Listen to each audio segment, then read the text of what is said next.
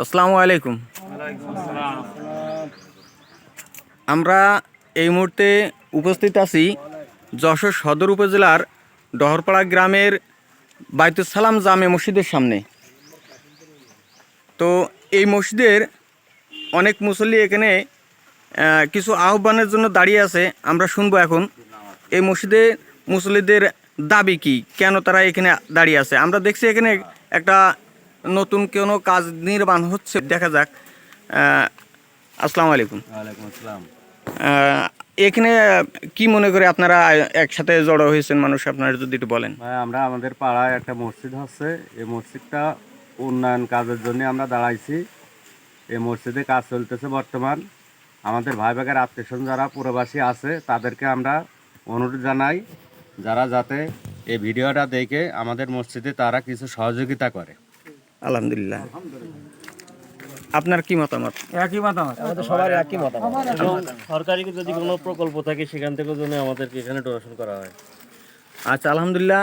এই ভিডিও দেখার পরে আশা করি অনেকের সহযোগিতা পাওয়া যাবে ইনশাআল্লাহ।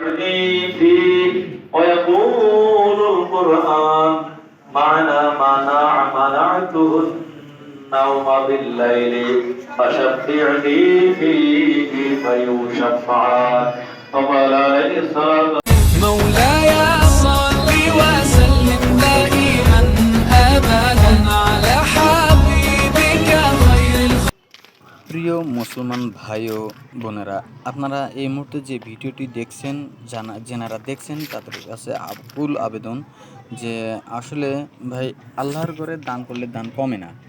আপনারা দেখছেন একটি মসজিদের বেশ কাজ হয়ে গেছে, শুধু একটু সমস্যা, অজুখানা, টয়লেট, প্রস্রাবখানা নিয়ে আসলে জটিল একটা সমস্যার ভিতরে আছে এই মুহূর্তে।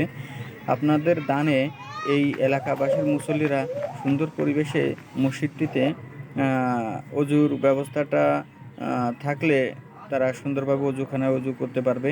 এতে আপনাদের অনেক ফায়দা হবে। আপনারা দয়া করে মসজিদটিতে দান করার জন্য আগ্রহী হবেন। আশা করি আল্লাহ তাআলা আপনাদের দানকে কবুল করুক। আমিন।